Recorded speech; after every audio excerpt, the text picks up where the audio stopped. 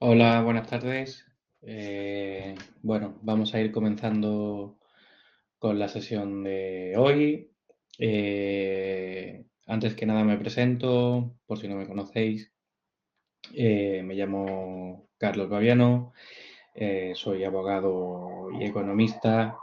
Llevo ya varios años trabajando en este tipo de aspectos legales, tanto en el sector energético como en el sector bancario, en el sector de la construcción, bueno, y en distintas materias, sobre todo jurídicas y económicas.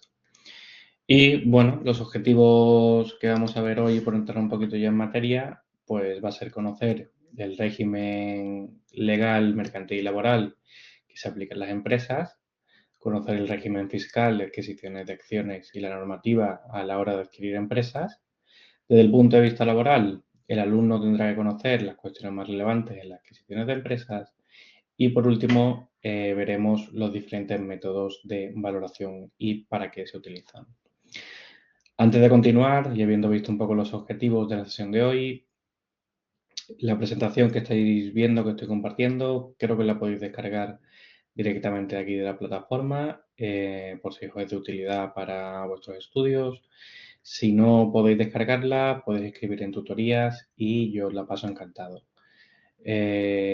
También por cuestiones de tiempo, vamos a dejar las dudas para el final de la sesión.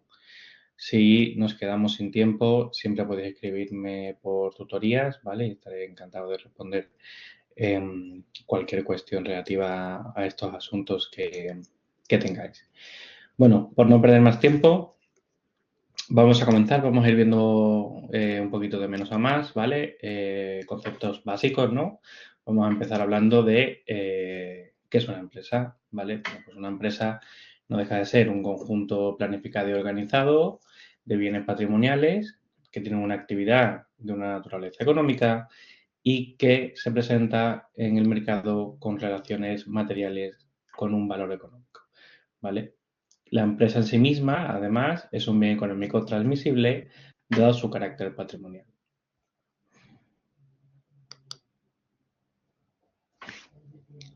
¿Cuáles son las principales características que forman una empresa? Bueno, pues en primer lugar que va a estar formada por activos y pasivos, como veremos a continuación.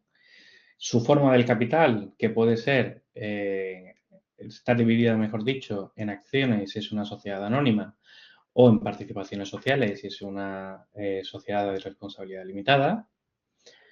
El contrato más al uso en este tipo de sociedades es el llamado contrato mercantil, ¿vale? Que va a ser de carácter societario y es el que va a regular la compra-venta de una empresa en sí misma, ¿vale? Toda empresa tiene que tener un objeto y una causa de existencia, ¿vale? Participar, como hemos visto, en un mercado de bienes y servicios, ¿no? Donde recibirá o pondrá un precio por sus servicios o bienes y recibirá un pago por ellos, ¿vale? A través de una compra-venta, ¿de acuerdo?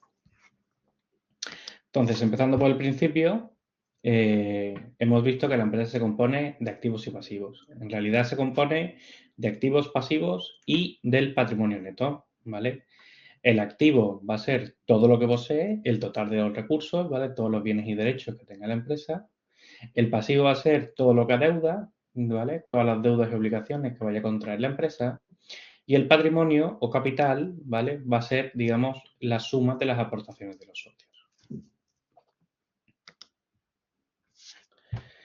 En cuanto a los elementos personales que intervienen en una adquisición de empresas, ¿vale?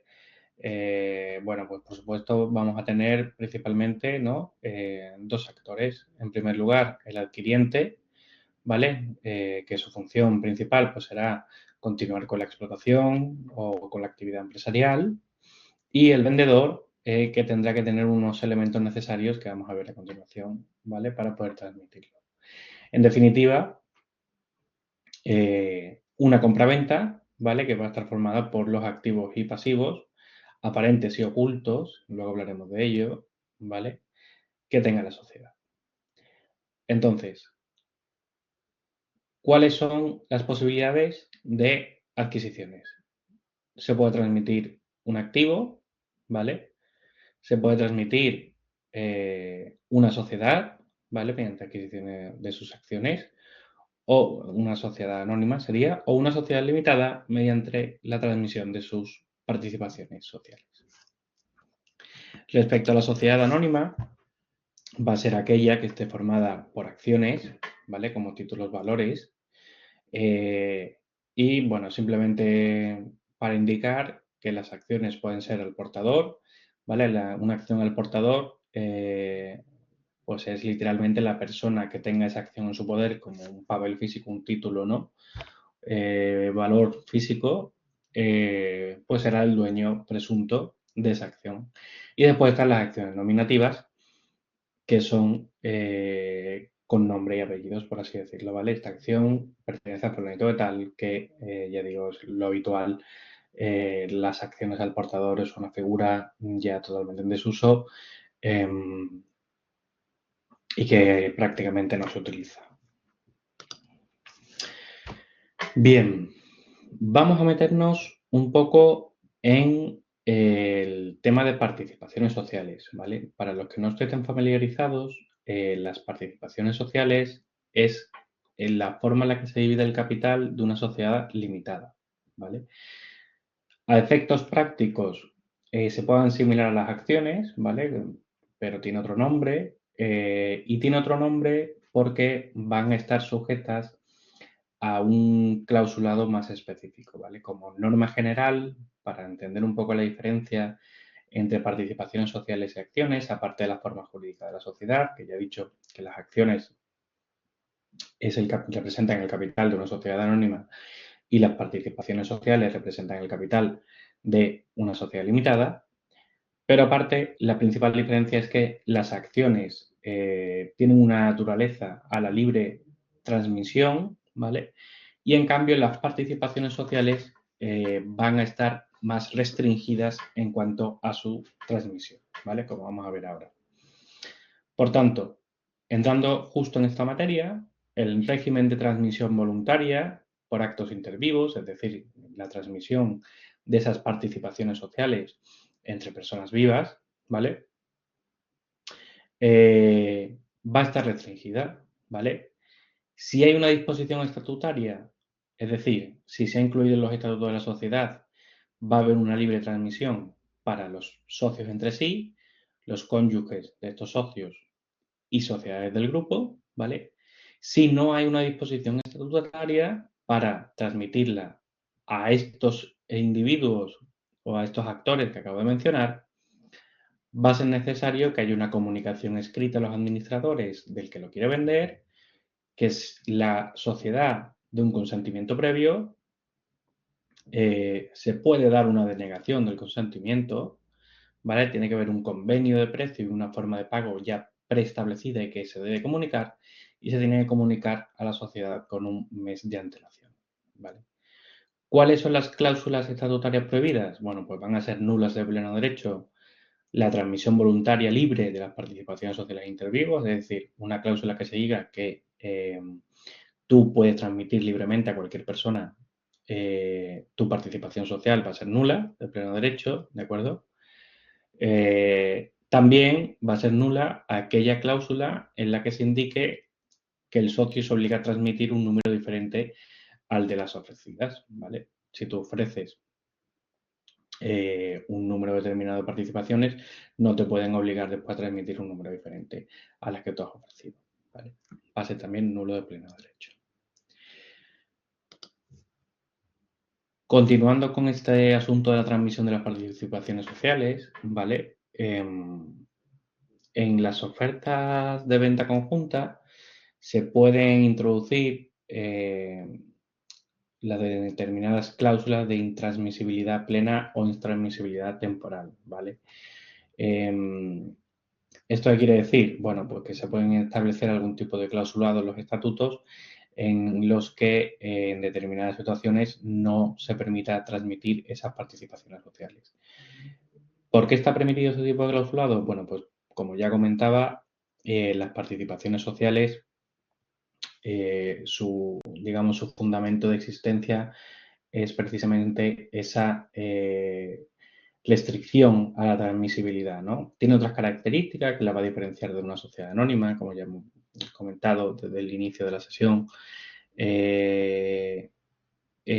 Aparte ¿no? de ser acciones y participaciones sociales, la sociedad anónima, aparte de la libre transmisión, pues requiere, por ejemplo, un capital mínimo de 60.000 euros, ¿vale?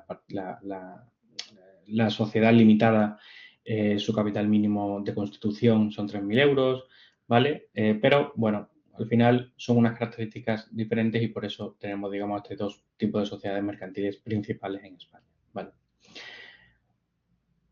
Adicionalmente a lo que acabo de decir, ¿cuáles son los requisitos para poder transmitir ese bien? Bueno, en primer lugar, tener poder para hacerlo, un título que demuestre que es tuyo, por así decirlo, y un modo de hacerlo, ¿vale?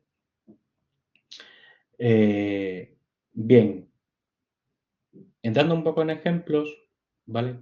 Estamos hablando ahora mismo de transmitir una sociedad, ¿no? De esa venta de las participaciones sociales, hemos visto que puede estar restringida, las cláusulas que puede haber nulas, ¿vale? Cuando tú vendes unas participaciones sociales y tú vendes el 100%, lo que estás vendiendo es una empresa, el 100% de una empresa a un tercero, ¿vale? Aparte de esa posibilidad, ¿vale? De vender la empresa a un tercero, tú puedes hacer lo que se denomina el asset deal, una adquisición de activos y pasivos. Al final, en vez de comprar la empresa, me la invento, la empresa Coca-Cola, ¿vale? SA, SL, en este caso, sociedad limitada, ¿vale? Pues compra pues todos sus activos y pasivos, compra las fábricas, compra las líneas de producción, se lleva a los trabajadores, se lleva los créditos que te dan con los bancos, ¿vale? Eso sería un asset deal. No compra la empresa en sí, pero compra, digamos, todo su contenido. Bien, en cuanto al régimen fiscal, aquí hablamos, bueno, de tributación directa de acciones, ¿vale? Aplican igual a las participaciones sociales, ¿vale? La tributación directa es aquella que está influida directamente por el hecho que causa esa tributación, ¿vale? Explicándome quizás un poco mejor, ¿vale? Un impuesto directo significa que es aquel que va a ir definido en función de la transmisión que se está haciendo, ¿vale? Un indirecto, independientemente de que sea, pues va a tener un tipo fijo, por así decirlo, ¿vale? Entonces, el IVA, el impuesto sobre el valor añadido, es un impuesto indirecto, ¿vale? El impuesto de sociedades es un impuesto directo, pues porque va a variar en función del resultado que tenga la sociedad, ¿vale? Entonces, en cuanto a la tributación directa de la compraventa de acciones, ¿vale? El vendedor va a soportar una carga fiscal por esa venta, ¿vale? Si, por poner un ejemplo, si el vendedor compró las participaciones sociales a 100 y ahora las vende a 200, tiene una ganancia patrimonial de 100, ¿no? Una plusvalía de 100, 200 menos 100. Esa ganancia patrimonial va a tributar directamente, ¿vale? Que en España hay 3 tipos fijos para este tipo de rendimientos, que se llaman rendimiento de capital inmobiliario, que se compone por un 19, un 21 y un 23% en función de la cuantía, ¿vale? El comprador, en principio, no va a tributar por nada, ¿vale? Pues tú, normalmente, de forma directa, cuando tú eres el que compra, no estás pagando un impuesto directo, ¿vale? Porque no es una ganancia para ti, por así decirlo. En cuanto a la tributación indirecta, ¿de acuerdo? Aquí tenemos que diferenciar entre si estamos haciendo una adquisición de una empresa mediante la compraventa de sus participaciones, en el que en todo caso va a estar exenta, ¿vale? De IVA, pero por ejemplo, si estamos haciendo un asset deal, sí se considera sujeto a IVA y tendrá que pagar un 21%, ¿vale? Entonces, por eso esa diferencia entre si es una compraventa de activos o si es una compraventa de acciones. Bien, Vamos a continuar hablando un poco de las partes, ¿vale? Las partes que intervienen en una adquisición, ¿vale? Por supuesto, las partes tienen que estar representadas y tener los poderes suficientes, ¿vale? ¿Cómo se está bien representada y teniendo los poderes suficientes? Bueno, pues puede ser una representación legal orgánica, ¿vale? El órgano de administración, en el sentido en el que, por ejemplo, el presidente del Consejo de Administración, ¿vale? Junto con el resto del Consejo, pues de una representación orgánica o una representación voluntaria. Pues ese Consejo de Administración le otorga un poder notarial a una persona concreta para determinados casos o un poder notarial general. De esa forma le da la representación voluntaria, ¿vale? De forma que se pueda verificar su capacidad, su suficiencia y su legitimidad de cara a proceder a la firma. ¿Se puede firmar sin poderes? Sí, pero los efectos de ese acto que se firma van a quedar en suspenso hasta que sean ratificados por alguien con poderes.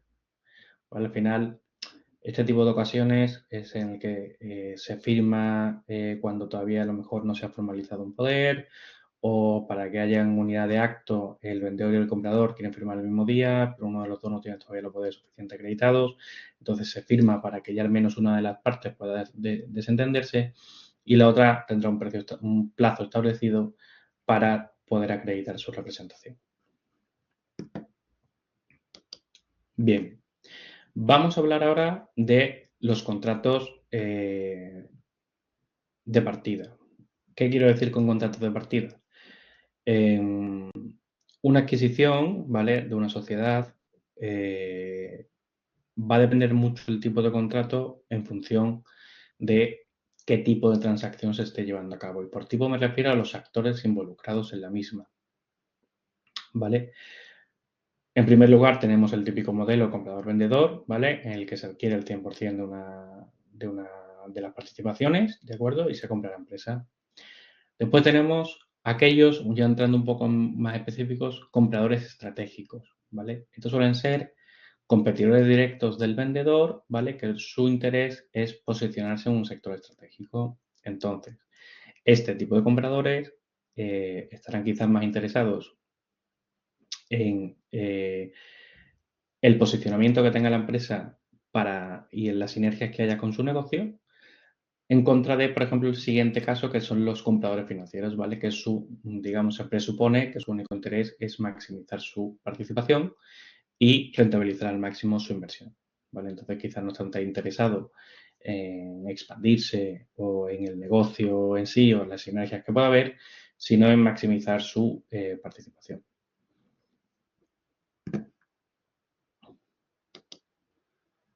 Bien, ¿qué más factores van a influir en un contrato desde el punto de vista de su redacción? Pues, por supuesto, para el proceso de adquisición, el tamaño de la empresa, su situación en el mercado, las partes implicadas, como hemos visto antes, y si lleva o no aparejado una serie de autorizaciones administrativas, es decir, que la administración tenga que autorizar ciertas transmisiones. También cómo se va a realizar la operación va a influir mucho en el tipo de contrato, ¿vale? Esto veremos un poco más en detalle ahora después. Si es una subasta, si es una negociación uno a uno, ¿vale? Si es una subasta, también la forma en la que ésta se lleva a cabo, ¿vale? Normalmente suele haber una fase preliminar en que se sondea un poco el mercado, después se invita a participar a determinadas empresas para que hagan una oferta no vinculante y estas, digamos, las más interesantes pasen a una llamada segunda ronda. Y también va a depender mucho del signing, ¿vale? El signing, que es la firma en sí, ¿vale? Aquí tenemos que diferenciar un concepto jurídico muy típico de estos contratos mercantiles, es el denominado periodo interino, ¿vale? Entre que tú firmas el contrato de compraventa y, digamos, se completa al completo, valga la redundancia, la transacción, allí es denominado un periodo interino en el que pueden producirse una serie de hechos que al final pues afecten, por ejemplo, al precio o a la propia operación en sí, o incluso que lleve a la anulación de la compraventa, ¿vale? Bueno, aquí simplemente os dejo una serie de definiciones por si tenéis interés en profundizar un poco en la materia. Y ahora vamos a meternos en, aunque luego lo veremos un poco más en detalle, ¿vale? Pero quiero hablar de un concepto que es importante. Perdonad que se me ha ido a mí de la pantalla. Que es el concepto de concentración, ¿vale? ¿Qué se considera concentración? Bueno, pues es una modificación duradera y permanente de la estructura de control de dos o más operadores económicos antes independientes, con establecimiento de una unidad de control, aunque se mantenga su personalidad jurídica, ¿vale? Sin entrar demasiado en detalle, porque tampoco tenemos demasiado tiempo, ¿vale? Pero quedaros con el ejemplo. Aquí en España se ha producido una fusión muy importante en el sector de las telecomunicaciones, en el que MásMóvil y Orange España se han fusionado, ¿vale? O, si estáis un poquito al tanto también de las noticias aquí en España económicas, la OPA, ¿no? Que el banco, el BVA, ha hecho sobre el Banco Sabadell, ¿no? Que ahora, después hablaremos de las OPAs también. Utilizaré ese ejemplo que es muy ilustrativo. Pero bueno, volviendo aquí a una fusión, ¿vale? Orange y MásMóvil, dos grandes empresas de telecomunicación en España, se han fusionado, ¿vale? Esto en sí es una concentración, ¿vale? Porque es un mercado o un sector que ya hay pocos participantes, porque es un sector con grandes barreras de entrada, y en el que ya hay pocos participantes y dos de ellos se fusionan consiguiendo gran cuota de mercado, ¿no? Entonces, esto puede ser contraproducente para los usuarios porque reduce la oferta, ¿no? Y reduce pues también la variabilidad del precio. Por tanto, hay una serie de umbrales, ¿vale? En el que si se superan necesitan obtener una aprobación o bien del gobierno del país o bien de la Unión Europea en función del tamaño y de los mercados en los que opere, ¿vale? Para evitar precisamente esta concentración empresarial. La clave de esta concentración empresarial, ¿vale? Es lo que se llama la delimitación del mercado relevante, ¿vale? Al final lo que se quiere evitar es que en un mercado relevante pues haya alguien con un monopolio o haya alguien que tenga el 70% del mercado, ¿no? Entonces, un mercado relevante puede ser bien un área geográfica o puede ser un producto o un servicio, ¿vale?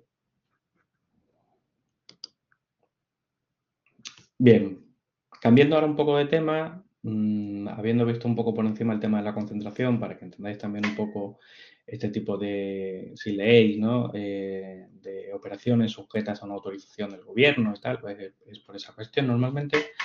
Vamos a hablar de las formalidades básicas de un SPA. Un SPA es un contrato de compraventa, por sus siglas en inglés, ¿de acuerdo? Y bueno, vamos a ir viendo todos los factores y un poco el proceso para formalizar ese SPA, ese contrato de compraventa desde el inicio, ¿vale? Aquí lo pongo un poco al principio, aunque realmente es prácticamente el final, pero bueno, es un concepto muy jurídico y tampoco quiero entrar demasiado en detalle, ¿vale? Pero al final, cuando entra un nuevo comprador, un nuevo dueño, ¿no? El nuevo dueño de la empresa, a nivel jurídico se producen una serie de hechos bastante importantes, ¿vale? En primer lugar, va a haber que identificar al nuevo titular legal. El titular legal, la titularidad legal, ¿vale? Es un concepto jurídico aquí en España en el que identifica a aquellas personas que tengan más de un 25% a nivel físico, a nivel persona física, ¿vale? Tendrán que estar identificadas con el objeto de que precisamente ganar transparencia en la administración con quién hay detrás de las empresas, ¿no? Que no sea, porque, bueno, tú puedes tener una participación en una empresa a través de una empresa que a su vez depende de otra empresa que a su vez depende de otra empresa. Vale, pues al final de toda esa cadena, tú, de forma directa o indirecta, tienes más de un 25% del capital de esa sociedad, vas a ser un titular real, ¿vale? Y vas a aparecer en determinada información. ¿Cómo se toma posesión de tu nueva compañía, ¿no? Si eres tú el comprador. Bueno, pues el antiguo órgano de administración renuncia, se convoca una Junta General Extraordinaria donde se nombren los nuevos cargos, se notifican las renuncias de los apoderados que haya y se analizan las cuentas y los informes de los auditores, ¿vale? Y después de esa Junta, pues sale nombrado el nuevo órgano de administración y, digamos, se produce formalmente, se escribe en el registro mercantil y formalmente, pues digamos, el cambio de titularidad y de control de los órganos de gobierno de sociedad se produce. Bien, volviendo al tema, SPA, contrato de compraventa, ¿vale? ¿Qué factores influyen en su configuración? Ya los he citado antes, ¿vale? Por no repetirme, aquí solo bueno, ver qué va a influir pues, la estructura del proceso de venta, quién le inicia el proceso, circunstancias del vendedor y el comprador, si son uno o varios, cuál va a ser el objeto de la adquisición, si es una empresa, si es un grupo de empresas, si es un asset deal, son los activos y pasivos, si la sociedad cotiza o no en bolsa, si es un sector regulado o no, que va en línea con lo de las autorizaciones administrativas que comentábamos antes. También va a depender mucho la fijación del pago del precio, si es un precio fijo o variable, ¿no? Si va a tener ajustes en ese interim process que decía entre el signing y el completion, ¿no? Que pueda afectar a los ajustes de precio.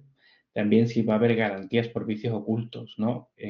Los vicios ocultos, que creo que luego los tengo definidos, bueno, son aquellos vicios, ¿no? Que pueden impedir el correcto funcionamiento de un servicio de un bien, ¿vale? Y que pueden estar garantizados, ¿no? En teoría, los vicios ocultos se supone que el comprador y el vendedor son desconocedores de ellos, ¿vale? Sí, por lo tanto, se presupone la buena fe. Por tanto, pueden estar garantizados o no por el vendedor. Bien, vamos a entrar ya un poco con un ejemplo, ¿vale? Para que entendáis bien el procedimiento. Comprador y vendedor, ¿vale? El vendedor quiere vender su empresa, el comprador comprársela, ¿vale? ¿Cómo se inician las negociaciones? Siempre, siempre, siempre un acuerdo de confidencialidad. Un NDA, un Non-Disclosure Agreement, ¿vale? En inglés, un acuerdo de confidencialidad donde se diga, bueno, pues qué cubre ese acuerdo, a quiénes cubre, durante cuánto tiempo, con quién se puede compartir información, ¿vale? También todo el tema de protección de datos, etcétera, etcétera. Suelen ser muy estándar, ¿vale? Y normalmente es relativamente sencillo.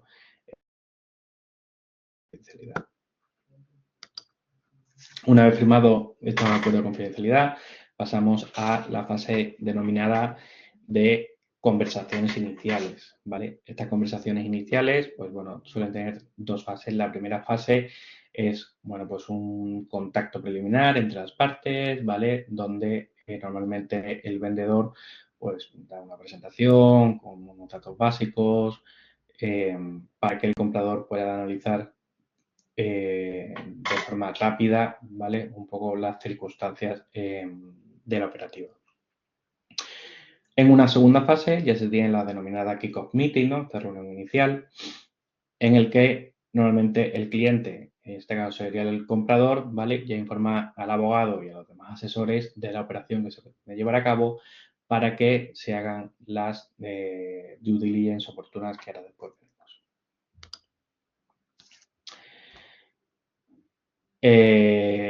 Si en un principio hay interés, ¿vale? En llevar a cabo esta operación, el comprador puede emitir lo que se denomina una carta de intenciones, ¿vale? Esta carta de intenciones no deja de ser una intención, un compromiso, ¿vale? De llegar a un acuerdo en un futuro definitivo para compra, ¿vale? Se puede delimitar los puntos del acuerdo, si a veces se adelantan incluso precios y pagos aproximados, ¿vale? Esta carta de intenciones, su alcance, como se ve en el propio Código Civil, no obliga a celebrar un contrato, ¿vale? Pero sí puede provocar una serie de indemnizaciones si después, pues bueno, pues hay un carácter injustificado de ruptura, hay un resultado dañoso para una de las partes o una relación de causalidad entre el daño y la confianza que se había generado. Bien, luego, en todo proceso se realiza su due diligence, ¿vale? La due diligence no deja de ser una investigación por un equipo de expertos para valorar o analizar el conjunto de aspectos de la sociedad a adquirir como garantía del contenido del contrato de compra en previsión a posteriores incidencias no contempladas en los acuerdos. Por tanto, el objetivo es determinar los posibles riesgos de la empresa objeto de la due diligence, objeto de la compraventa, el alcance pues, de todas las circunstancias del proceso. Al final el alcance es muy amplio, ¿vale? No puede serlo en la parte legal, también en la parte técnica, en la parte fiscal, la parte económica, la parte regulatoria, ¿vale? Dependiendo un poco del sector, del tamaño y tal, pues será una due diligence con más o menos asesores y consultores involucrados. Como recomendación, pues el vendedor que haya un compromiso de confidencialidad y el comprador que haya un compromiso de exclusividad, ¿no? Normalmente las due diligence son caras porque al final tienes que pagar a varios asesores para que realicen esta due diligence. Entonces, normalmente el comprador pues, pide un periodo de exclusividad de 6-8 semanas para poder realizar este due diligence y ver si continúa o no con el procedimiento, ¿no? Ya que se ha gastado un dinero, por así decirlo, pues que no vaya a venir alguien y le quite esa oportunidad, ¿no? Importante de la due diligence desde un punto de vista legal, pues confirmar la titularidad de las acciones activos y pasivos, verificar las cargas y gravámenes que pueda tener la sociedad, restricciones a la transmisibilidad, como hemos visto al inicio, y derechos de preferencia, determinar si existen o no pasivos ocultos.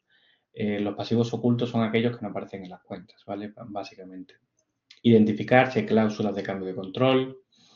Muchas veces, si hay un cambio de control en la sociedad, pues a lo mejor hay unas cláusulas indemnizatorias o regulatorias, ¿vale? Que, en fin, que hay que analizar. Identificar también cláusulas que impidan o restrinjan la cesión de contratos relevantes, ¿vale? Esto puede pasar muchas veces pensado en una empresa constructora muy grande que tiene una concesión para hacer una carretera en Arabia Saudí. Y, bueno, pues a lo mejor hay una cláusula en ese contrato en el que se dice que si cambia la titularidad de la empresa concesionaria, pues el contrato puede ser rescindido, por ejemplo, ¿vale? También revisar los covenants de los contratos de financiación y renegociarlos si hace falta. Y, por supuesto, identificar los consentimientos y autorizaciones necesarios. Bien, en el Código Civil Español se encuentra recogido en el título sobre el contrato de compraventa, se habla de este saneamiento por vicio oculto que comentábamos antes, ¿no? En el que la cosa vendida debe ser reparado por el vendedor siempre que estos defectos se cumplan con unas características concretas, ¿vale? ¿Qué es un defecto oculto o un vicio oculto? ¿Vale? Pues la definición legal viene ahí tal cual, ¿no? El vendedor estará obligado al saneamiento por defectos ocultos que tuviera la cosa vendida si la hacen impropia para el uso a que se la destina o si disminuye de tal modo este uso que, de haberlo conocido el comprador, no lo habría adquirido o habría dado menos precio por ella. Pero no será responsable de los defectos manifiestos o que estuvieran a la vista, ni tampoco de los que no estén si el comprador es un perito que, por razón de su oficio de profesión, debía fácilmente conocerlos, ¿vale?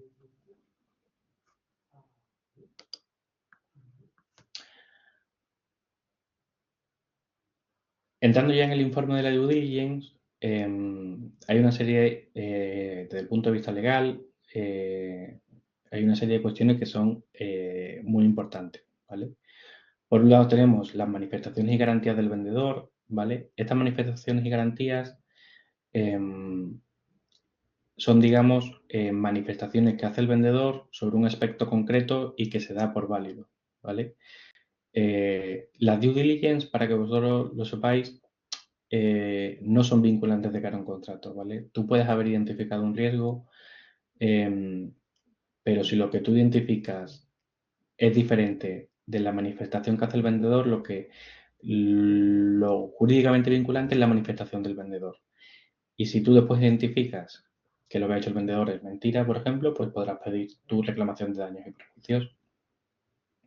También están las disclosures, las excepciones del vendedor, ¿vale? El vendedor puede poner determinadas excepciones a determinadas cuestiones, ¿vale?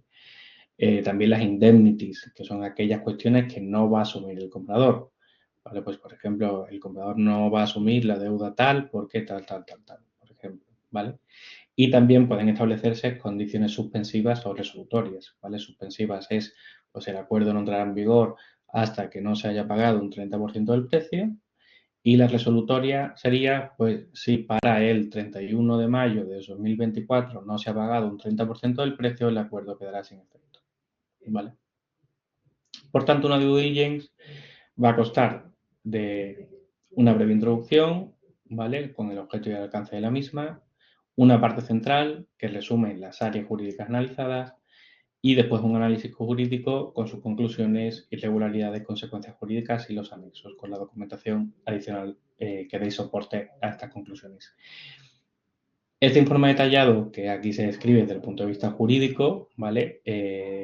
Es prácticamente igual si la due diligence es técnica, es económica o es fiscal, ¿vale? Al final, el procedimiento, por así decirlo, es muy similar. Muy importante también va a ser ¿no? Las fases, ¿no?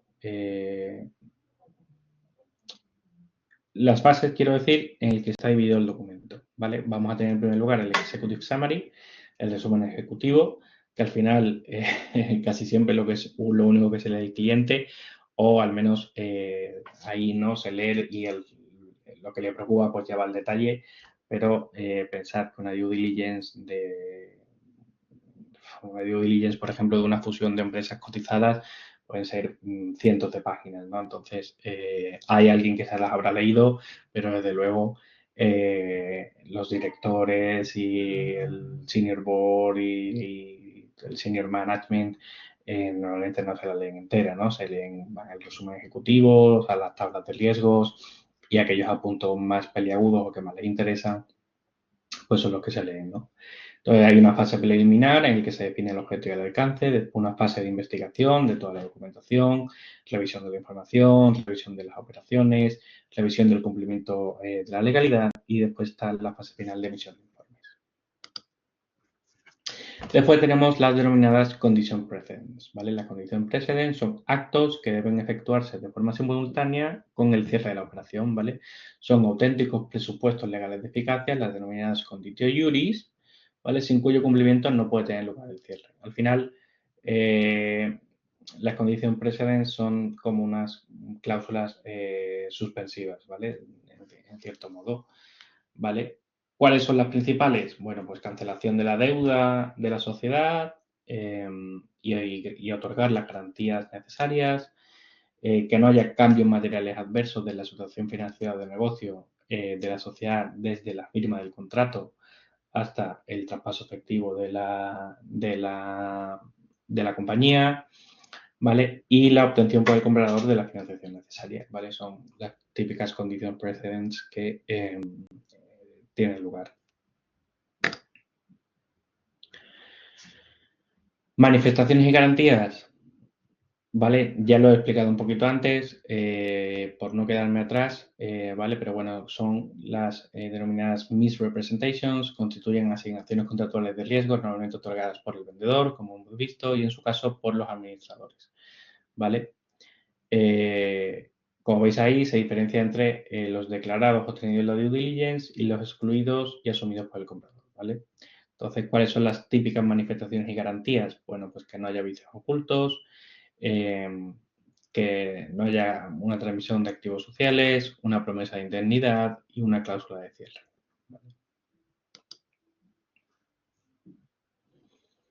Bueno, por profundizar un poquito más, las declaraciones y garantías del vendedor a favor del comprador pues constarán que son condición esencial para que el comprador haya prestado su consentimiento.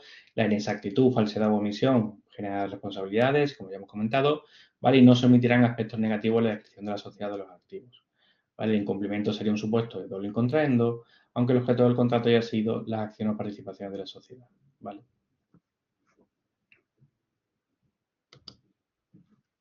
Después tenemos las denominadas side letters, ¿vale? Las side letters son estos acuerdos complementarios en documentos separados del documento contractual de compraventa, ¿vale? Es decir, son una serie de documentos de información que no forman parte del contrato, pero están intrínsecamente relacionados con él, ¿vale? Se requerirán por lo dispuesto en el contrato de compraventa, aunque debe establecerse que predomina lo dispuesto en la side letter. En cuanto al régimen de responsabilidad, ya hemos visto la mayoría, ¿vale? No voy a entrar en el detalle. Aquí de nuevo se habla del vicio oculto y de los distintos regímenes de responsabilidad que pueden surgir en este tipo de contratos. En cuanto a las garantías, bueno, es muy habitual dotar a este tipo de contratos de ciertas garantías, ¿vale? Normalmente del comprador, del vendedor hacia el comprador y del comprador hacia el vendedor, ¿vale?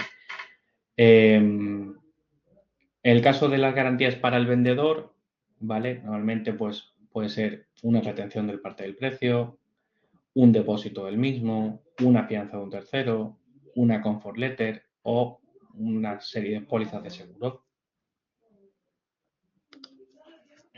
Entrando en aspectos laborales, ¿vale? Aquí el concepto más importante es el de concepto de transmisión de empresa, ¿vale? Si se cumple que se está llevando a cabo una transmisión de empresa, que es un concepto definido, que lo tengo por aquí, me parece, ¿vale? La transmisión afecta a una entidad económica que mantenga su entidad como un conjunto de medios organizados. Esto obligará a, digamos, al comprador a subrogarse en todas las obligaciones laborales respecto a los empleados de esa sociedad. ¿Vale? No voy a entrar más en detalle, quedaros con esto que es lo importante, pero aún así os pongo aquí un poco un resumen de los principales aspectos que van a afectar. ¿Vale? ¿Cuáles son los típicos errores en la compraventa? Bueno, pues enamorarse de la empresa objetivo, buscar la empresa perfecta, aceptar el precio que piden, no hacer un estudio exhaustivo del target, no conocer el sector en el que se entra, comprar con prisas, no contar con asesores especializados, todo un gran error, no estudiar a tus socios, otro gran error, pagar por el valor que vas a crear en vez del que ya hay y evitar las ambigüedades. Bien, vamos a entrar a ver ahora los métodos de valoración, ¿vale? Los métodos de valoración al final van a asignar un valor económico, ¿vale? Que es un grado de utilidad o aptitud de las cosas para proporcionar bienestar o deleite para satisfacer necesidades, ¿vale? Es un concepto económico, subjetivo y abstracto sobre la cualidad de las cosas y objetos. Es un concepto individual y relativo a cada individuo, ¿vale? Está asociado a la utilidad, a qué beneficios se esperan en un futuro y tiene un coste de obtención de los objetos, ¿vale? En pasado. Ahora veremos todo esto un poco en detalle. Y después tenemos el precio, ¿vale? El precio, que no es la valoración, el precio es el importe monetario de la transacción, que dependiendo de las condiciones de mercado, ¿vale? Va a ser un valor de equilibrio entre la oferta y la demanda del bien. Bien, en cuanto a la valoración, ¿vale? Que es el proceso mediante el cual se determina el grado de utilidad, ¿no? De los bienes a sus propietarios. Va a depender, por supuesto, de la finalidad, ¿vale? Las operaciones de compra-venta de empresas, si es una salida de empresa a bolsa o si es una separación de socios, ¿vale? Y también, según la legislación mercantil, pues si es una valoración que se hace por causas internas de la sociedad o por causas externas de la sociedad.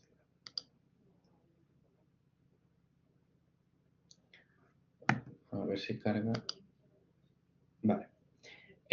Consideraciones previas para hacer una buena valoración. Conocer el sector al que pertenece la empresa, la demanda de este sector, ¿vale?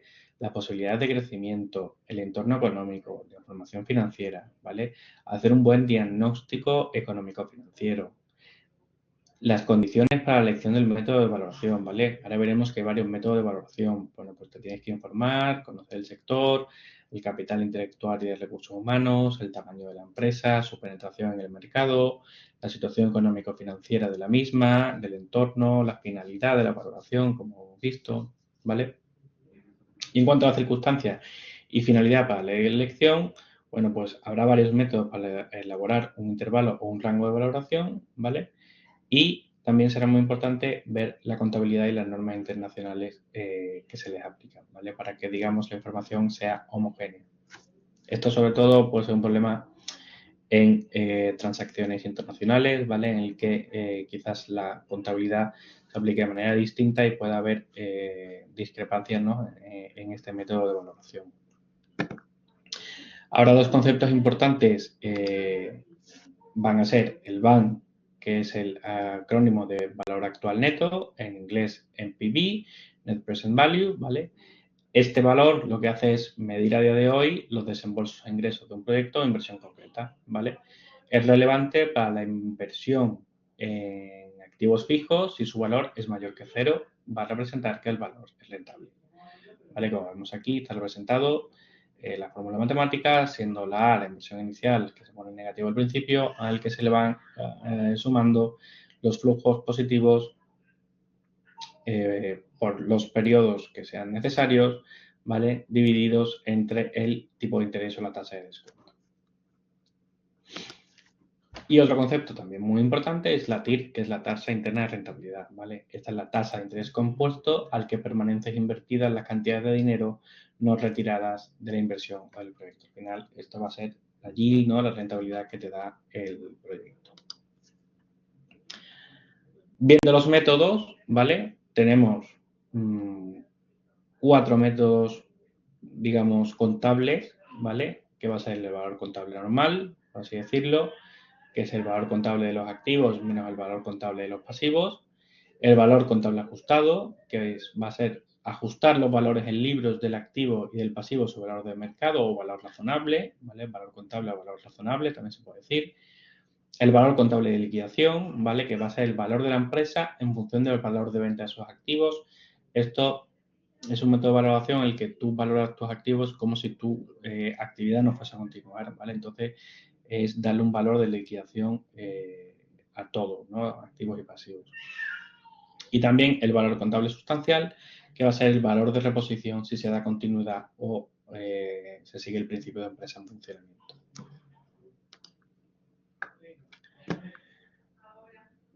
Buenos métodos que sean además comparables de la cuenta de resultados va a ser sobre todo el valor de empresa, ¿vale?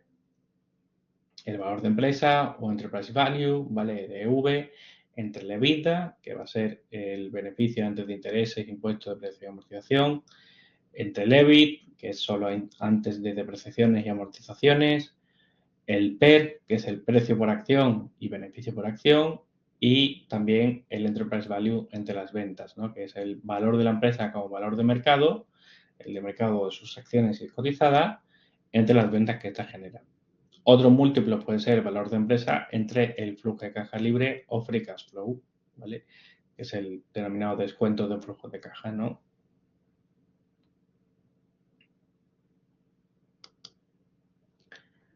Bien, ya para finalizar, vamos a ver las particularidades de las compraventas de las sociedades cotizadas.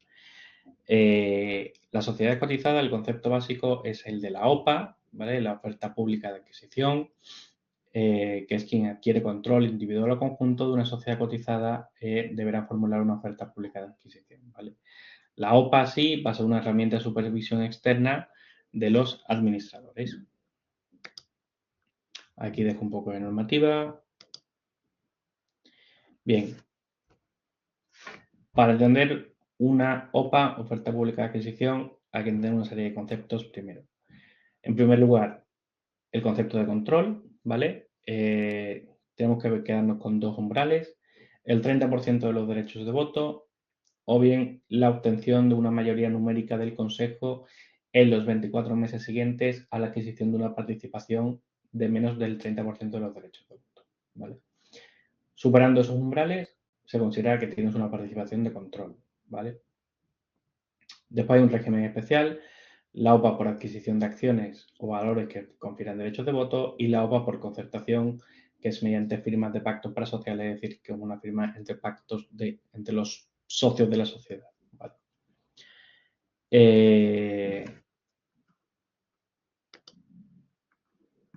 En España coexisten dos tipos de oferta, ¿vale? La OPA obligatoria, ¿vale? Que es el procedimiento desencadenado por el cambio de control de una sociedad cotizada para garantizar el acceso a la prima de control a la totalidad de los accionistas, ¿vale? Esto es, cuando una sociedad adquiere una participación de control, que la hemos definido antes, en una sociedad cotizada, está obligado, por eso es obligatoria, a extender esa OPA a todos los accionistas. ¿Por qué? Bueno, pues porque se entiende que va a haber un nuevo accionista de control y los accionistas, sobre todo minoritarios, tienen derecho también a beneficiarse de esa oferta de compra de sus acciones, ¿vale? Después está la OPA voluntaria, ¿vale? Que es un medio para adquirir acciones de una sociedad cotizada a través del ofrecimiento público de compra, ¿vale? A todos los accionistas con la importancia de los compromisos irrevocables de su aceptación, ¿vale? Después tenemos otros supuestos menores, como la OPA de exclusión, que es para excluir de cotización a la empresa, y la OPA por reducción, que al final es una forma de reducir el capital mediante la adquisición de acciones propias.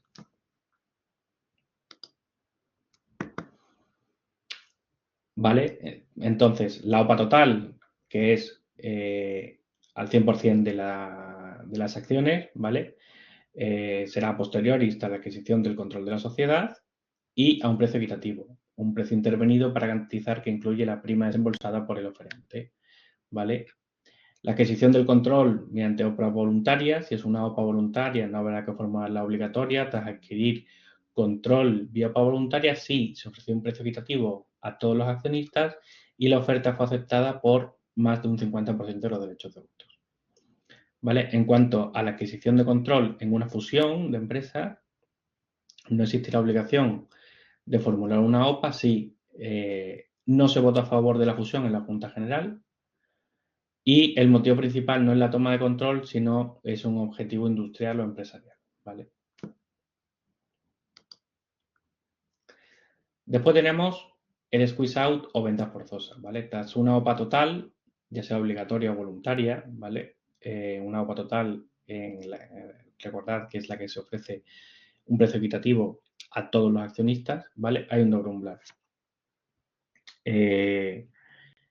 Si el oferente adquiere más del 90% de los derechos de voto de la sociedad o si la oferta la oferta es aceptada por más de los derechos de voto a los que se dirigió, ese 10% restante de accionistas que no han aceptado la OPA están obligados a vender, ¿vale? De forma que es una protección, digamos, para el comprador, el que lanza la OPA, de que si al final tiene más del 90% de los derechos de voto y más del 90% de los accionistas han aceptado, pues no se le dé ese beneficio dada la rotundidad, ¿no?, de aceptación de adquirir y quedarse con el 100%.